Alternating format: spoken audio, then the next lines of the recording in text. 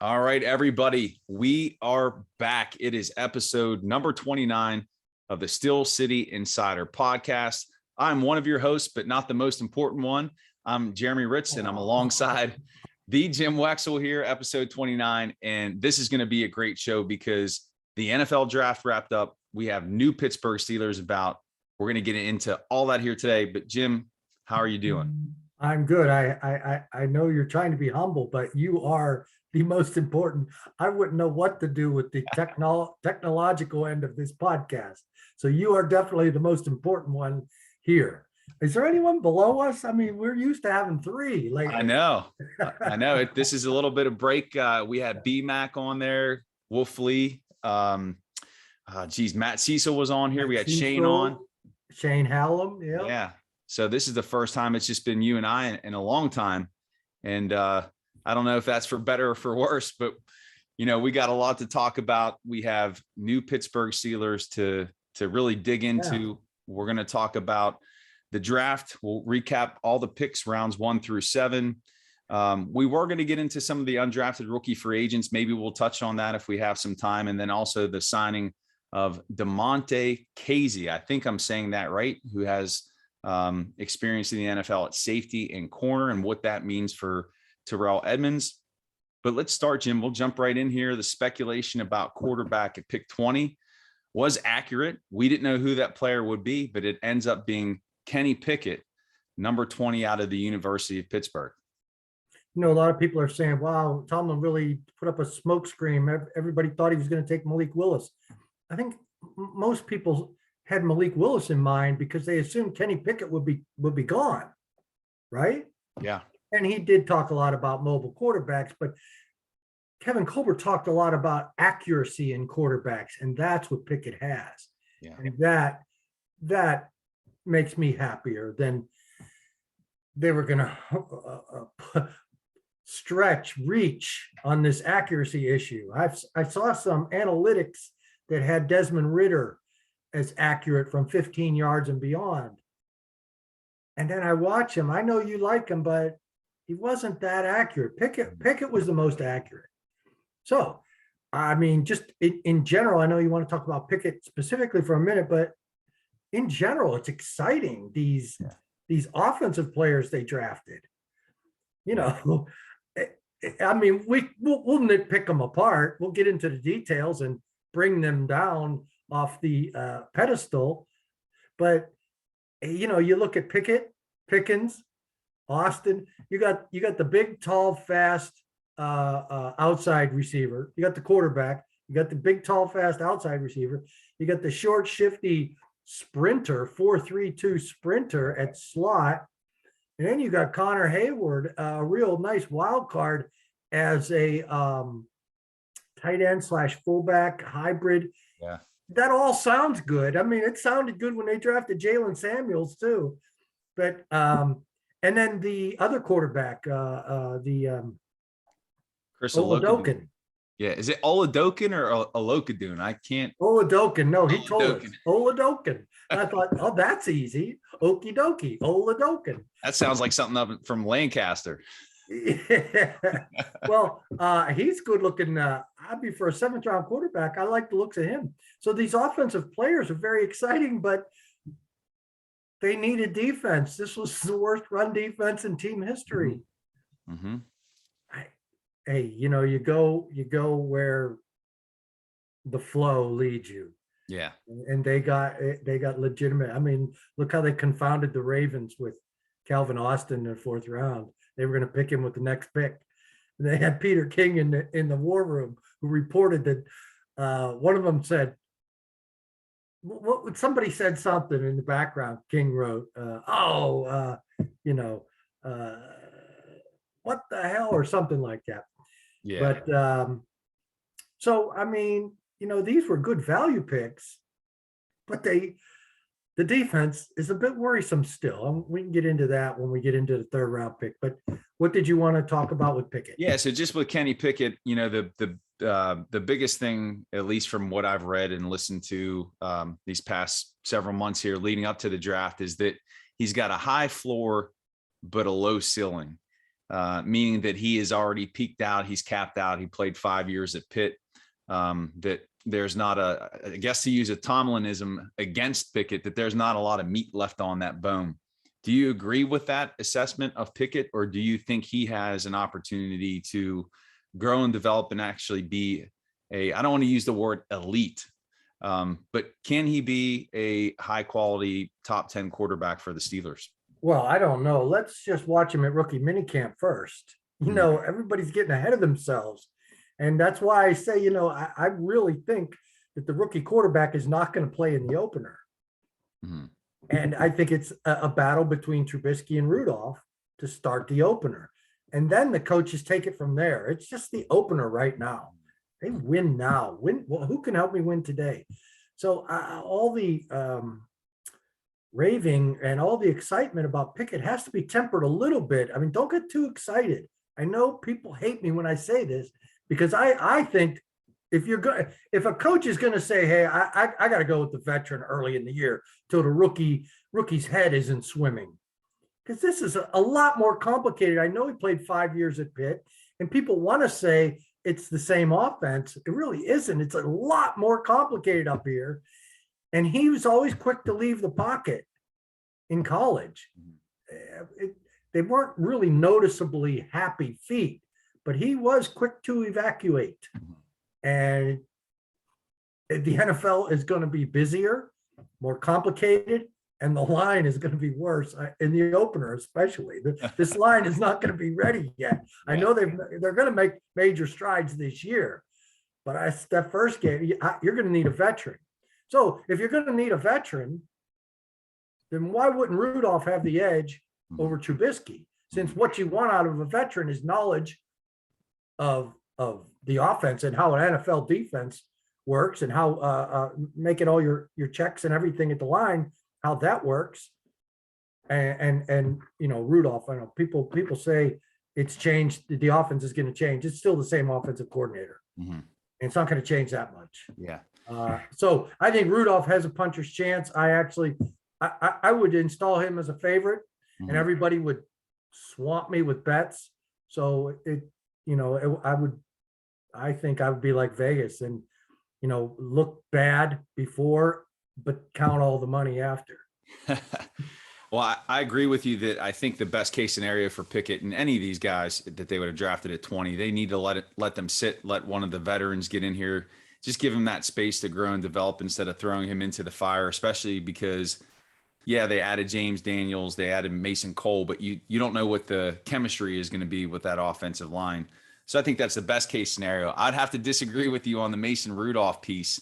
I would have to think Colbert was trying to make some calls to ship him out, but they weren't able to pull anything off. So why? I mean, you're just guessing there. That's a total guess. This is a team that's had Charlie Batch, Byron Leftwich, and Ben Roethlisberger on the same team, and I think Dennis Dixon was on that team too. But at what point is Mason Rudolph? Does he say, am I really going to get an opportunity here? They brought in Trubisky. Now they draft a quarterback at 20. Does he? And I know that they're saying all the right things. Tomlin's saying that he's going to have an opportunity to compete. I think he's saying the right things by including Pickett in this 3-man battle. Yeah.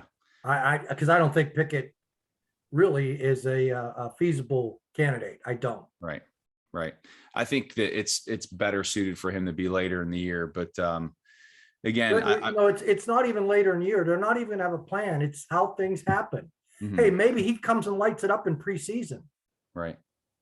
And we all see it, but we've got to see it. Yeah, 100%. And we just can't assume that it's going to happen. Right. And I highly doubt they were trying to trade Rudolph. They want a veteran backup. They want to win this year. Right.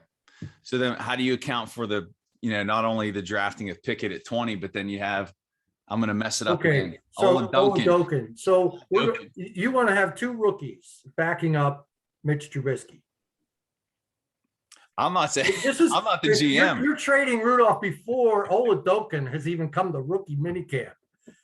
Come on. I'm just asking what's the logic there then of burning that 7th round pick on him? Oh, because he has no chance of getting there this year. He better not get on the playing field this year. Yeah, because he's a practice squad guy. There is not going to be one team that picks him up on the waivers, because if they would think that highly of him to take him unseen from their own practices, they would have drafted him before the 7th round. And if you lose a 7th round and waivers, if something, they're not going to lose him. They're going to put him on a practice squad, and he's going to be your number 3 next year.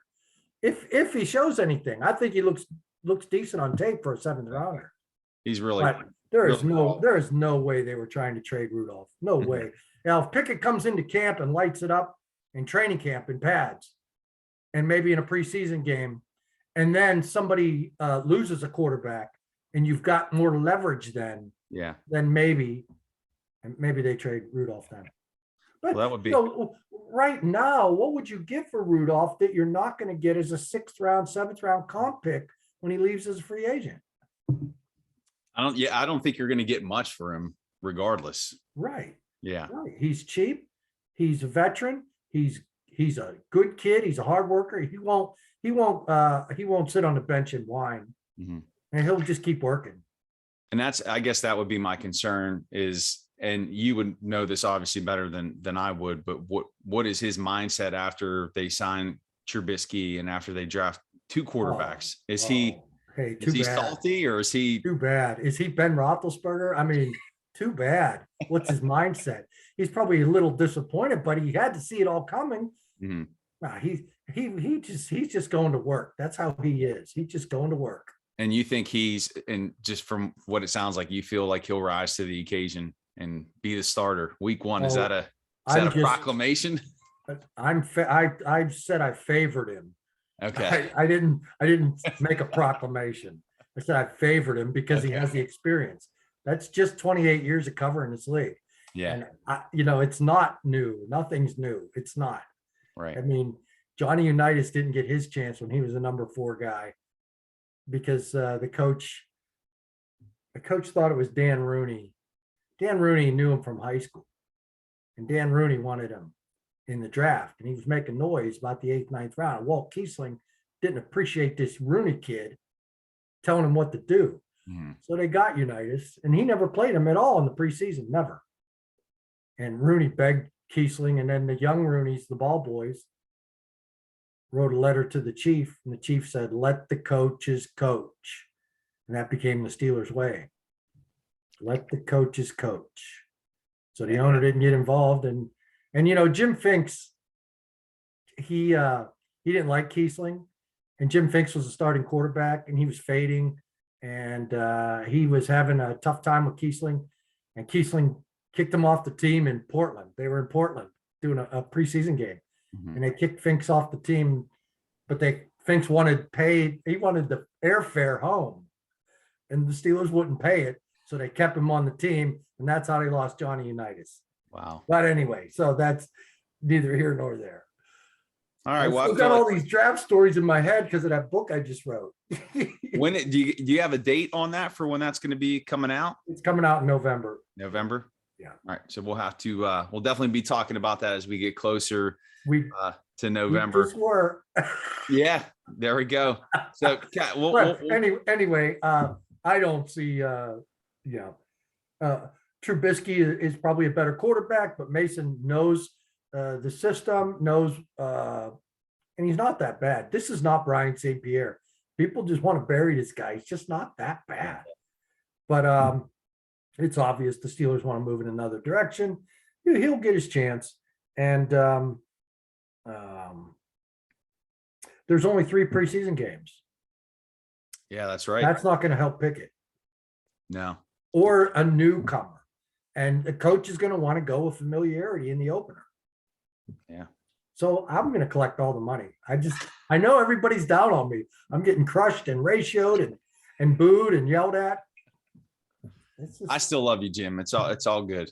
I know I keep hearing that from you guys, but it don't do nothing for me. Stop ratioing me. Oh man. Well, hey, we'll stop on it. We'll stop with the Pickett, and we'll move on to the second round here. George Pickens, wide receiver out of Georgia, and this guy, wow. This guy, I know. Yeah, I know. he looks like he is he's ready to go. He He's seems the aggressive and ferocious, and I like that in a wide receiver. Your thoughts? well, to me, he's the real exciting pick. Yeah. You know, everybody went from, there's a lot of people saying, don't draft a quarterback, you don't need one. Then they draft one, and the guys that you thought were good enough to not need one, they got to go.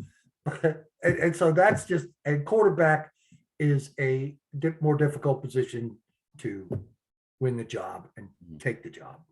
But receiver, I mean, this guy, first thing I saw of him was his arms. This is no skinny. I mean, he, you know, you look at him 195 and 6'3", 6'3" and a half. Yeah. And you think, wow, 195, he must be skinny. And you look at the arms, you said, wow, this guy works. And then that's what I heard. A scout told me that this guy doesn't mess around. He is not going to be led by Chase Claypool into being a jerk. Was basically how this long conversation truncates to. That this guy is a hard worker. He's in the AB mold.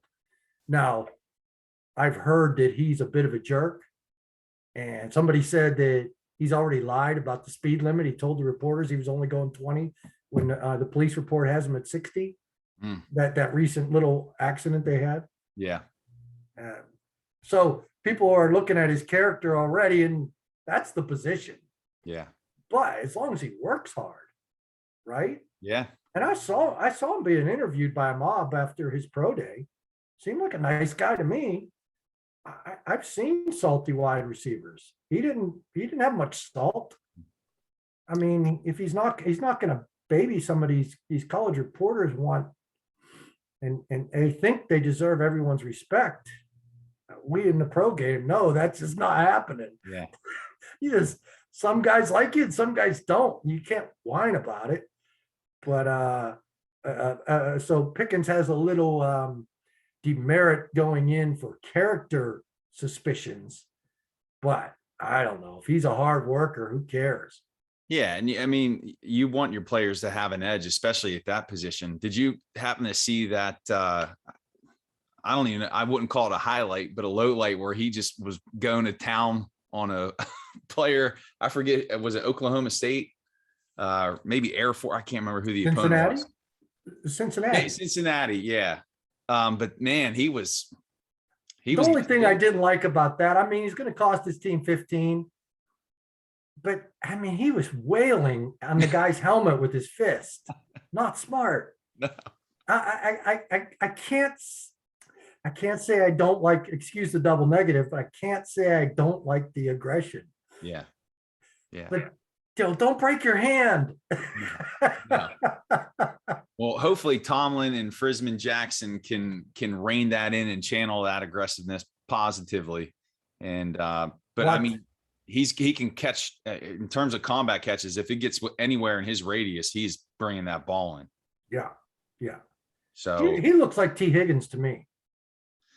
He's impressive. He's not a guy I did a lot of study on prior to the draft. I did see him. Ray Fittipaldo had him mocked a couple times in the second round, and some other guys. But well, a lot of Pittsburgh guys wanted him. It was that was a big Pittsburgh pick. They were looking at him as possible first round pick too.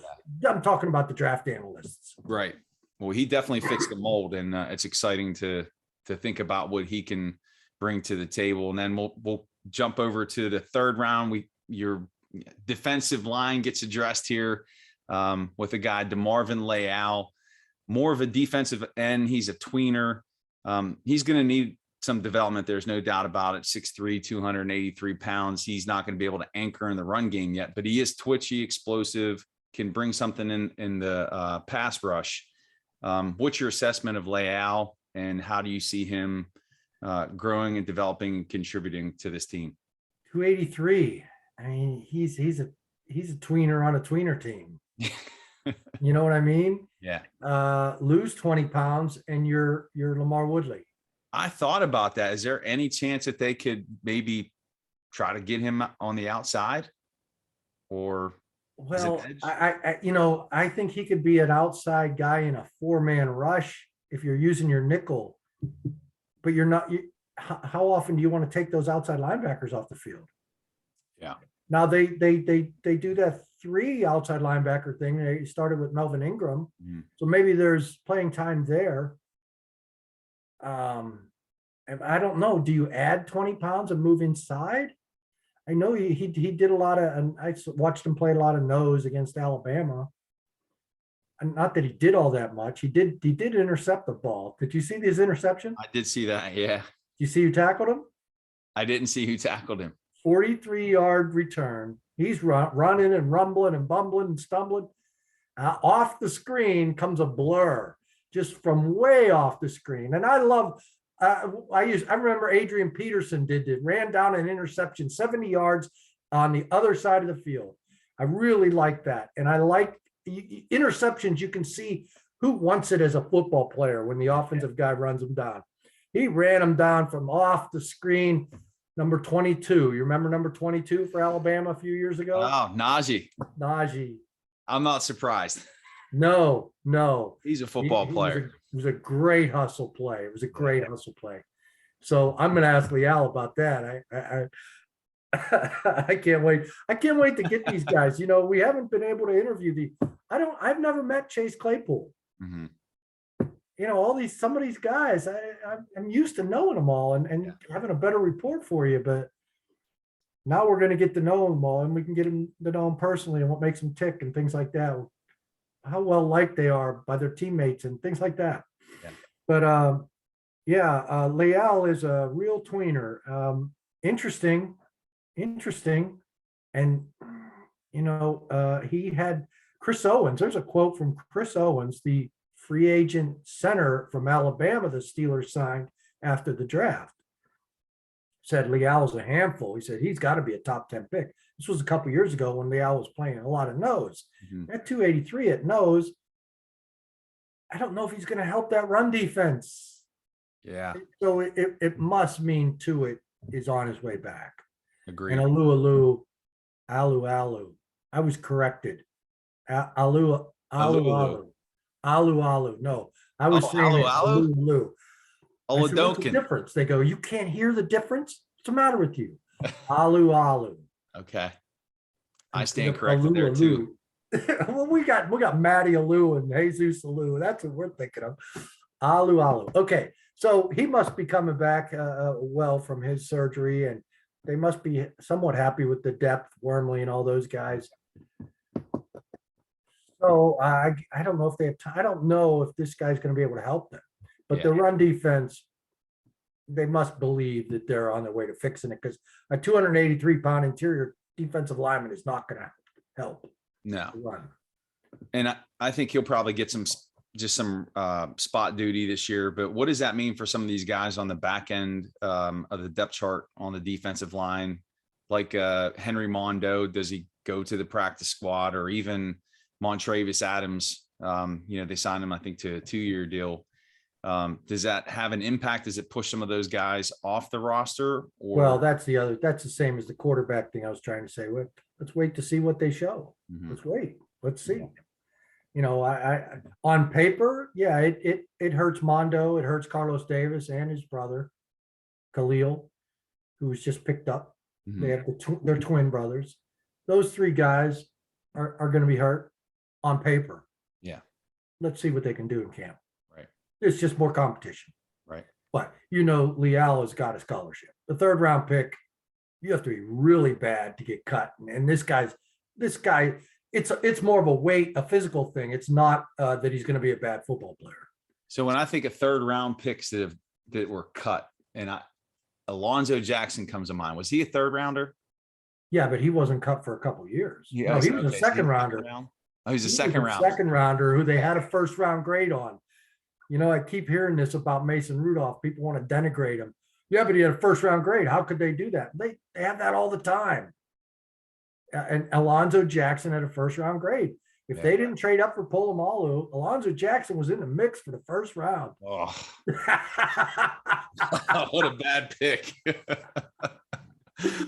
But he wasn't cut his 1st year. Those 3rd round picks pretty much have scholarships. Yeah.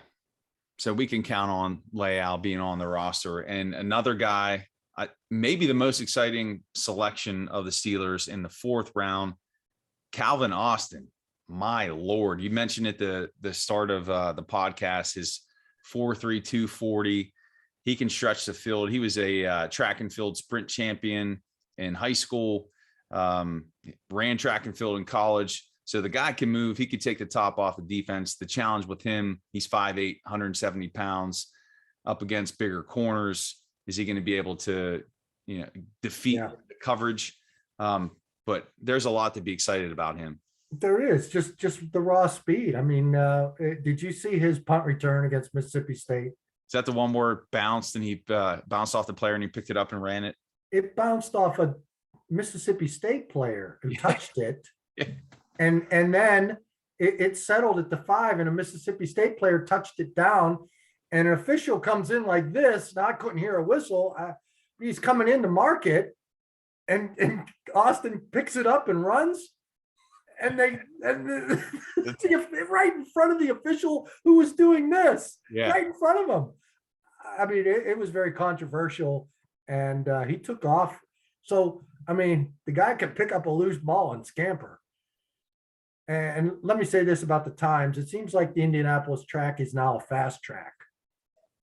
The Steelers did say we had him at 4.4s, and Kevin Colbert doesn't usually say that about a player when they have them slower than the official time. And it's rare that the official time from the lasers is faster than the hand watches. But, Kevin Colbert trusts his scouts. They all know, they've been there for a long time. They know what they're doing. Yeah.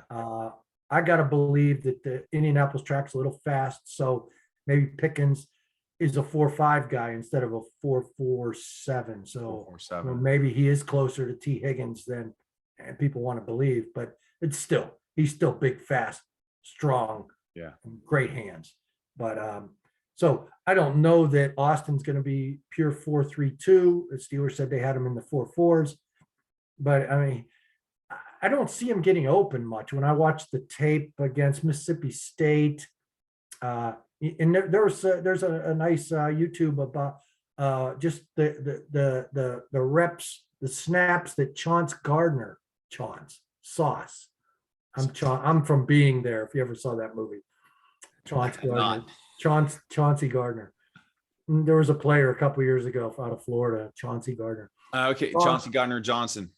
Yeah, and we used to ask him if you ever see the movie Being There. He goes, "No, but I get this question all the time." It was a classic Peter Sellers movie. But Sauce Gardner went 3rd in the draft. Was covering Austin, and Austin really didn't get open, but he did blow past him. Gardner cut in front of him to knock a ball down and missed. And Austin caught it and took off. I don't know if he scored, but it was a 40-yard play, something like that. Just catch and run. The guy can move. You get a screen for him. There was some good blocking I saw, and he just gone. Yeah. But he's really a raw route runner. And as a slot receiver, he's going to need a lot more savvy. Quarterbacks rely on those slot guys like they do tight ends. It's a real instinct. It's a real security blanket for the quarterback. They have to be thinking along the same lines. So that's going to take time for him to get that. I don't see him being much of an outside guy at all. Maybe rarely, every now and then, they just want to send him deep. Yeah. But he's not a great, what do they call that? Not a great target. He's a little target. They have a scouting term for it. But he's fast. I'm much more excited about Pickens, of course. Mm-hmm. But I like the fact that the Ravens hopes were dashed. They wanted him badly. And the other thing is, Gardner was asked after the game. He was asked at the combine. They showed a clip. It's on that same YouTube. They asked him at the combine, who's the toughest receiver? And he said, Calvin Austin. Yeah. So that's coming from the 3rd pick of the draft. Yeah. And he's much taller. And that could have been part of the problem. He's a little too tall. Right. For Austin. Well, and two, you think of the Steelers' acumen when it comes to drafting wide receivers. This guy in the 4th round just has all the makings of being the guy who just jumps out. and is able to produce. And I can't wait to see him out there preseason. And, I think you're right. They'll be sending him on some go routes to probably try to get him worked into the screen game or some of those jet sweeps. Yeah, he's going to be more of a slot guy, and that's going to take time. Yeah. Yeah, he'll do that jet sweep stuff, and you know how old that gets so quick. Well, Canada's got his pieces now, so there's really there's no excuses. No excuse. No, you have two, and really Pickens can stretch the field as well. So now you have two guys who can do that. You're pairing them with Johnson and Claypool. You got Freiermuth, Harris. It should be on paper, like you said earlier, on paper, it looks promising. But when the rubber hits the road, we won't know what the chemistry is here. It's going to take a little time, but it is exciting. When you throw Pickett in there, and you're looking a couple years down the road, Pickett with all of those guys. Yeah, that's exciting. That is exciting. It really is. Because no matter what you say about Pickett, it took him 5 years, and he's a little older. He's still a cool customer. Mm-hmm. And boy, I wanted to ask him. I forgot to ask him about the slide. Oh, that was classic. That's going to be classic forevermore. But I think that was just, I think he just changed his mind. I don't think that was a ploy. See, I think it was a snap decision. I don't think he was intentionally going in like, all right, I'm going to fake this. I think it was just, I think he's got a natural feel for the game too. I think that was an example of it. It just changed his mind. Yeah. And he was able to athletically. I think he intended to slide and then said, I don't have to. Yeah. But I don't think he was like waiting to break out that move. And I don't agree with that either. Yeah. No. All right. Well, we hit the fourth rounder, no fifth round pick. Then we get into the sixth round, Mark Robinson out of Ole Miss, linebacker, converted running back, 1 year starter. Are you going to pass on the head junior? Oh, I'm sorry. I did. I mixed up the first 7th round pick and a 6th round pick. Connor Hayward, 6th round. My bad. Fullback, halfback, H-back, tight end, whatever you want to call him. He does it all. He's versatile. He's not extremely good or great running the ball or catching the ball, but he's good. He's a football player, and he always seems to make a play. I tell you, I covered Ironhead. I loved Ironhead, man. That's when I really loved Pitt. I'm a Pitt grad, and I've lost it. It just doesn't interest me anymore. Mm-hmm. But man, I loved Pitt back then, and I loved Ironhead. And I have forgotten about his mannerisms until I watched tape of Connor after they drafted him. He's got the idiosyncrasies. He's got the mannerisms. That's Ironhead. Mm-hmm. Now, he wasn't carrying 6 people 5 yards, like the head used to. That guy was incredible. But he's strong enough. Yeah. He's just a little different athlete. And that's why they got a little tight end action, little H-back, little fullback. He's not the tailback, but I think he can be an emergency tailback. Oh, yeah. I think, remember when they had Antoine Randall, and 1 year they only kept 2 quarterbacks. It was for a brief time, but the thinking was that, hey, Randall can be an emergency quarterback for us. And I don't think it ever came to pass. He threw a lot of passes, but I don't think he took snaps as an emergency quarterback. But that's the same with Hayward. When you're looking at numbers and, we got to keep we got to keep Lael on scholarship. Yeah, where do we make up for this number? Well, let's cut Anthony McFarland because we have Connor Hayward can be the emergency tailback if we need a third one. Yeah. I think he could do it. I was watching him run, and boy, he would be so honored to do it too, because he thinks he was ripped off when he had 2 good years as a tailback at Michigan State. Excuse me. And then they got that superstar Walker. Is that his name? Kenneth Walker? Kenneth Walker. Wow. So they moved Connor. But man, I saw him carry the ball on tape, and I saw the Ironhead idiosyncrasies, the long arms, the stocky torso. just the idiosyncrasies that I hadn't thought about in so many years. Oh man, it was great to see. You don't see any of those idiosyncrasies with Cam, right?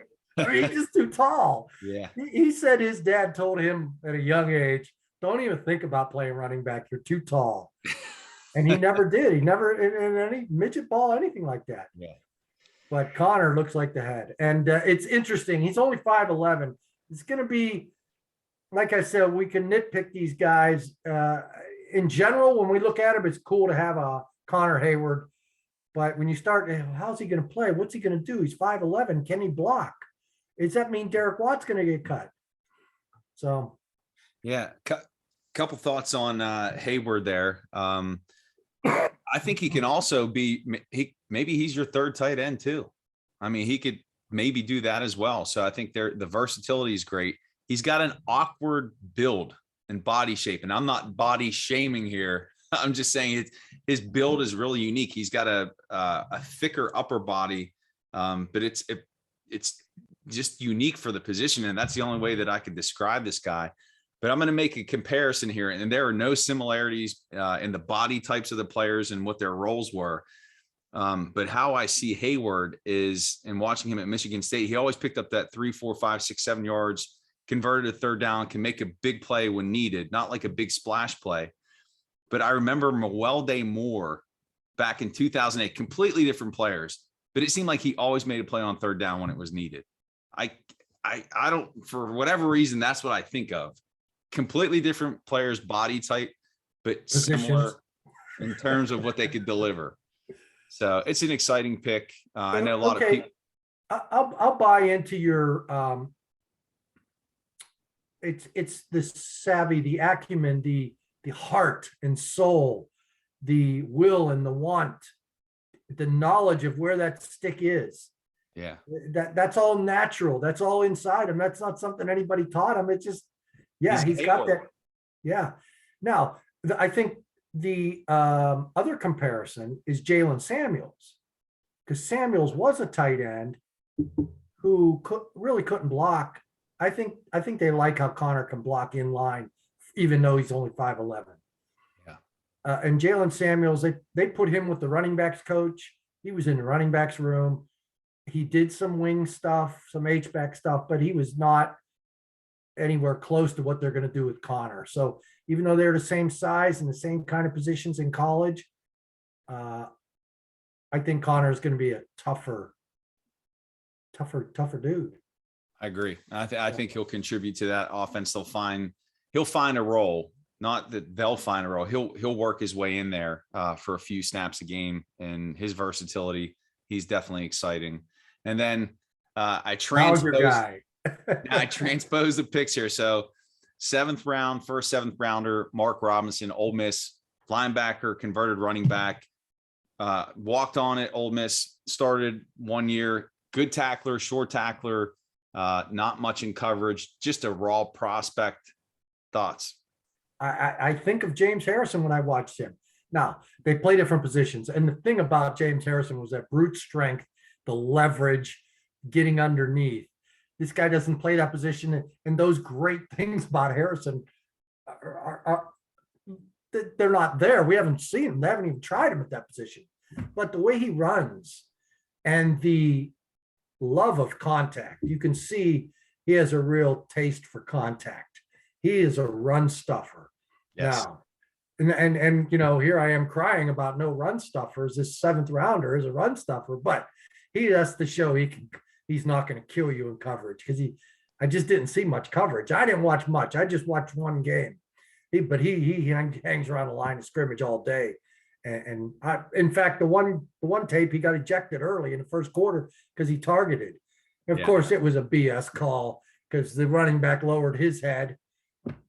But he lays the lumber. I mean, there's some Harrison strength there. Maybe not that much strength, but you watch him run. You'll see Harrison. You may not remember the head and his idiosyncrasies, but you'll remember Harrison and Robinson. His gait in the open field, very similar to Harrison. And Harrison, I remember after his great year, I asked one of the scouts, so where would Harrison go today if he was coming out? He said, still undrafted, too slow.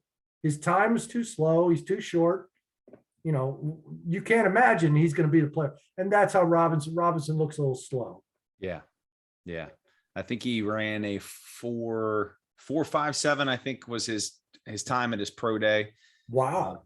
But he doesn't look it. Yeah, he's a developmental guy. He's going to be a project. If anything, he'll contribute on special teams. But you look at that inside backer room now, outside of Devin Bush and Miles Jack, you got Spillane, Gilbert the third, Marcus Allen, Buddy Johnson. You know, it's going to be hard for him to make the roster. Probably practice squad is most likely for him. And then Ole Dokken. There you go. Yeah, here we go.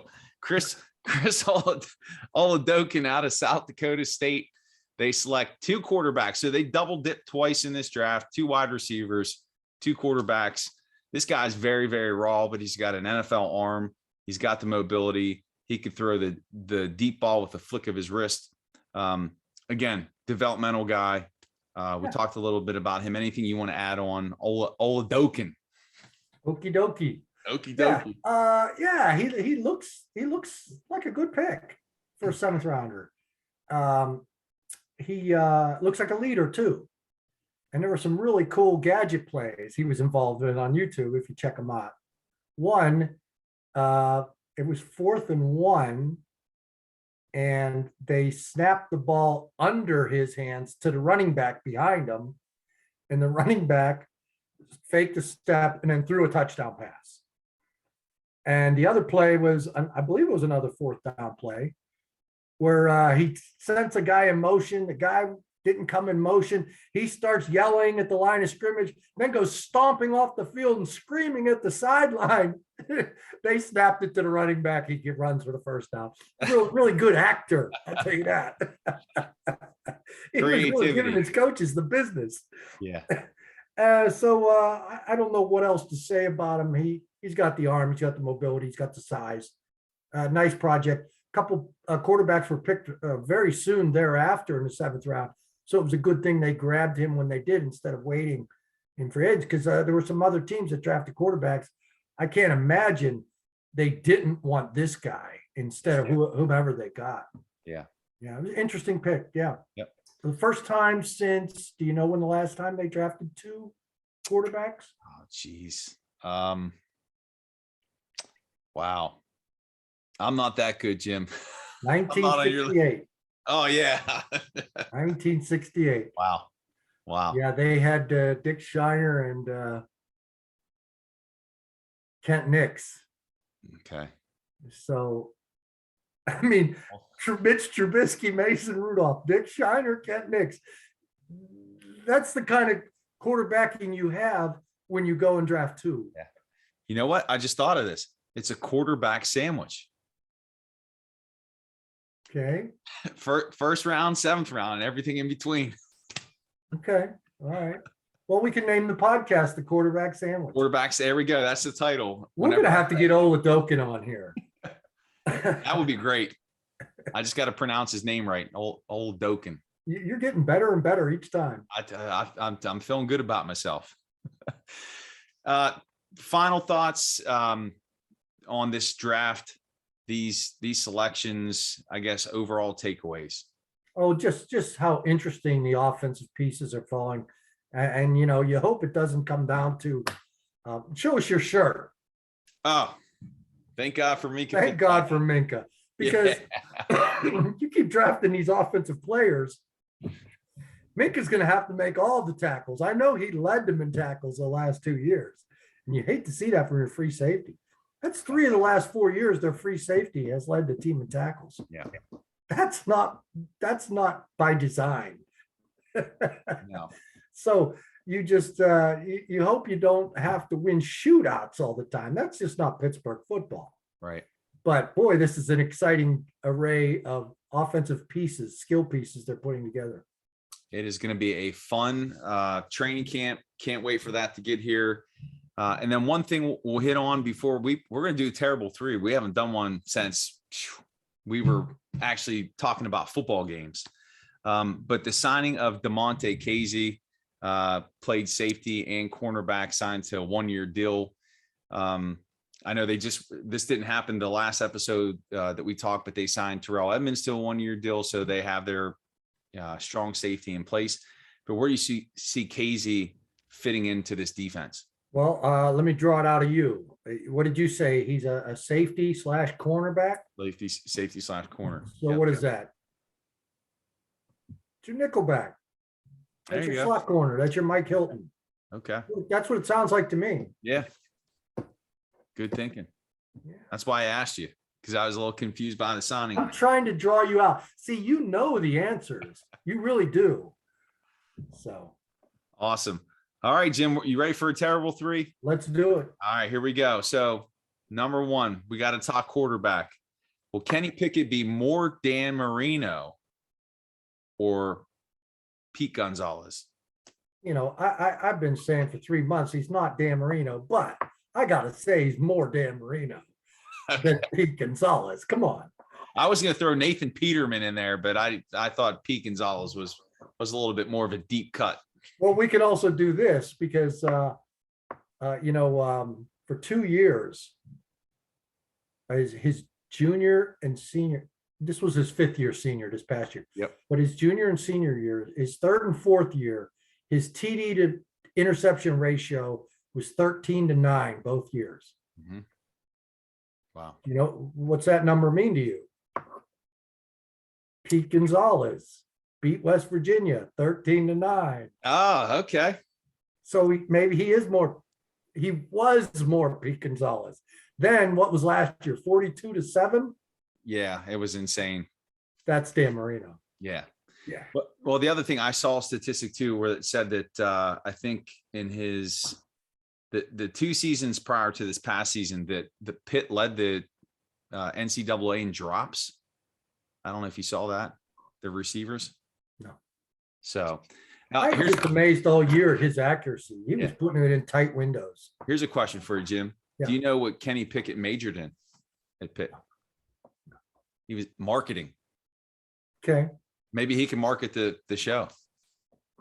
The Chris Ole Dokken show? Yeah, the Chris Ole Dokken show. There we go. The starting quarterback's going to be too busy for our podcast. So we'll get the reserve. We got to get into the reserve because they're usually more humorous. And plus, people like the reserve more. They're always calling for the reserve. That's true. That's true. All right, Ole Dokken, Chris Ole Dokken, you're invited. Just reach out. All right, here's the next one. George Pickens will punch Marcus Peters in the face this year in one of the contests against the Ravens, yes or no? Yes. And we will all cheer. It's going to happen. 15 yards, and he'll break his hand. You'll have me on. We'll do a podcast. You'll say, Jim, you called this last May. The dude's got to, we like the punching, but don't break your hand. Yes. Yeah. He's needed for the postseason. So, right. All right. And Kevin Colbert got emotional in his press conference with Mike Tomlin following the draft. Was really a special moment. Really enjoyed that press conference. And, Colbert's resume speaks for itself. Is it enough? Is Kevin Colbert a Hall of Famer? Man, I love Kevin. So you really put me on the spot. There's only one way I can answer that. So I'm going to say yes, but I'm also going to say that those 2 Super Bowls, there were some key players that Tom Donahoe brought in too. I'll just say that. I mean, some real cornerstone guys. Yeah. Faneca, Aaron Smith, Hines Ward, Demonte. No. I thought there were 4 really key guys. But anyway, let's give Tom Donahoe a shout out too. He was intending this to be his last year with the Eagles. He was all excited. They had 3 number 1 draft picks. And wow, the Eagles did put together a heck of a draft. I love AJ Brown. Yeah. They traded for the wide receiver. But,